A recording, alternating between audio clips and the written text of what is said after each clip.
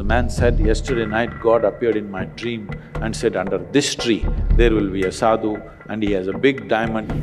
The sadhu said, oh, that diamond. Then he went to the sadhu. You must have something within you which is far more precious than this. What is that?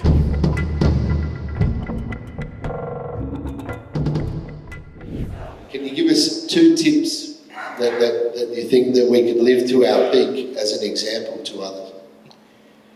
See, when we use the word peak, naturally you want to go mountain climbing, that means you want to do something others cannot do. Not necessary, because the peak is not in what you're doing outside, the peak is in the way you experience it, isn't it? Somebody can do something very small with very profound experience. Somebody can be doing big things without any sensitivity to what's happening around them. So essentially, what you're looking for, just look at this as yourself as a life. Right now you become so many social entities, you may be lost in that, but actually you're alive. Most people realize they're alive only when they're threatened with death. Till then, they're something else. They become so many other things. No matter what work you're doing here, you're just a piece of life, isn't it? It is a fortune that certain things happen through us, which will impact many other lives, wonderful. But still, this is a life, only if this life functions in its best possible way, everything else will happen. Best possible way means what?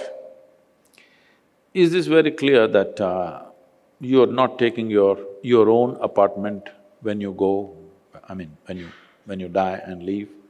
You're not taking…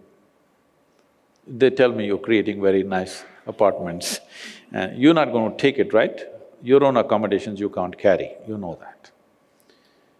So obviously, the only thing that is left here is the profoundness of your experience, isn't it?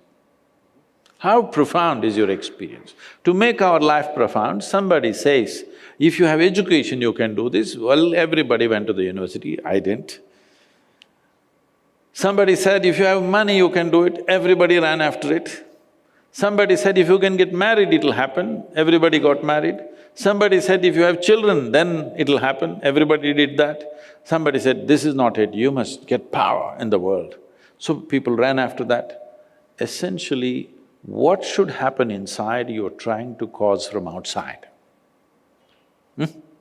What should actually happen within you, you're trying to cause it from outside. Yes, it is possible, sometimes it can be stimulated from outside, but it has to happen within you. All human experience comes from within you, is that so? Your joy and misery, pain and pleasure, anything and anything, agony and ecstasy can only happen from within you. The question is only, your joy, your peace, your love, your ecstasy, is it on push start or is it on self-start? I'm talking about upgrading technologies. There was a time in 1950s or 1950s, if you bought a car, you needed 2 people to help you in the morning because it's a push start.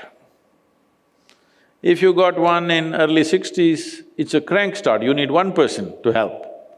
Today all our cars are self-start, right? Technological upgradation. Things which are most vital to you, the profoundness of your experience, the pleasantness of your experience here, but right now it's all on push start. If you have to be happy, how many people we have to fix in this world? If you if you have to be peaceful, we have to fix the entire world. So there is an endless amount of conditions for your experience to be in a certain way. And in pursuit of human well-being, we've turned the world upside down, we've ripped the planet apart, but still we are not the most joyful generation.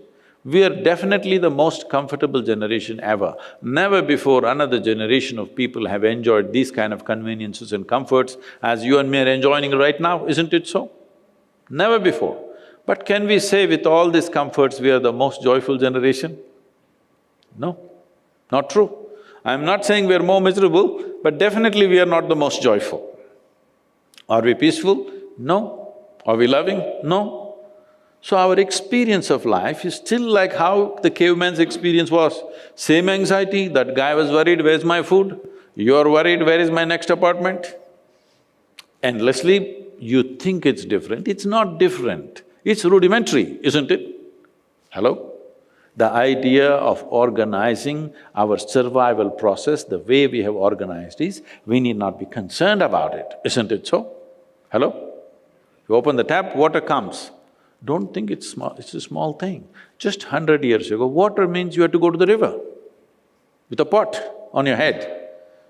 So today, all this convenience that we did, why?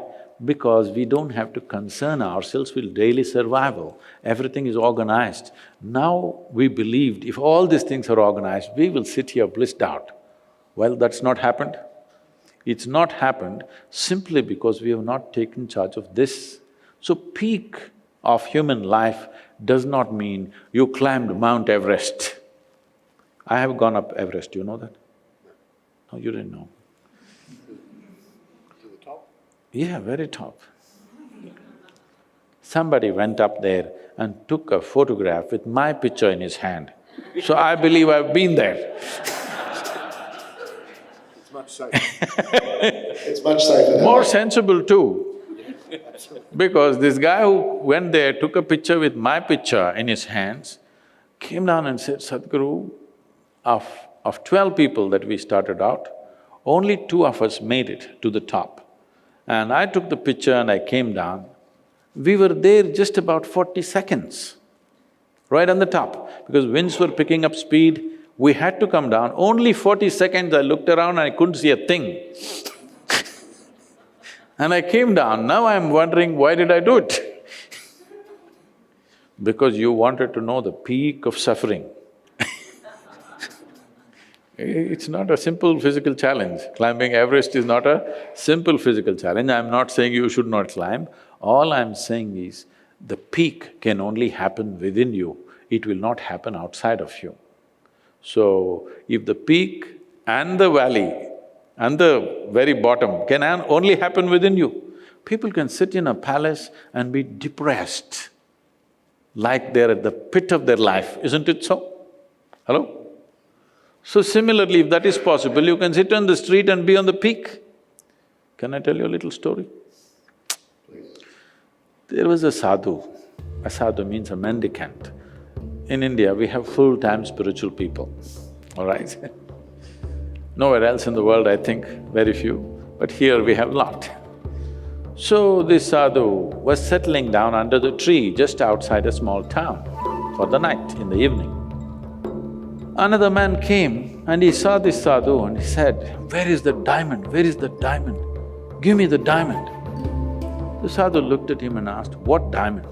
So the man said, "Yesterday night God appeared in my dream and said, under this tree there will be a sadhu and he has a big diamond, if I ask him, he will give it to me." The sadhu said, "Oh, that diamond." And he put his hand in the bag and pulled out a diamond the size of a man's skull, this big, and he gave it to him. This guy took it, hid it in his clothes and ran home. As he was going home, he was struggling whom to tell, whom not to tell, what will happen if anybody comes to know, they will kill him and take this diamond. He got really freaked by the time he got there. He went there, he looked at his wife, "Oh my God, she can't keep a secret, you can't tell her." So he went straight to the bed, put it under the pillow and slept on it. So his wife came and said, "What are you lying down for? Come have dinner." He said, "No, no, I'm not hungry." Because he doesn't want to leave the diamond for a moment. And she thought he's not well and she left him. But he couldn't sleep the entire night. One thing is, he was worried how to deal with this diamond. Another thing is, with such a big rock under your pillow, you cannot sleep. He struggled the entire night, what to do, what to do, what to do. By morning, 4 o'clock, he was completely freaked out. Then he went to the sadhu and he said, "Yesterday I came and asked you for this diamond. Without even checking my identity, you just gave away such a big diamond. The most expensive thing on the planet. You just gave it away. If you have to give away a diamond like this, you must have something within you which is far more precious than this. What is that? And the sadhu said, oh, you come to your senses, throw the damn stone and come and sit here, we will see. It's time to do that.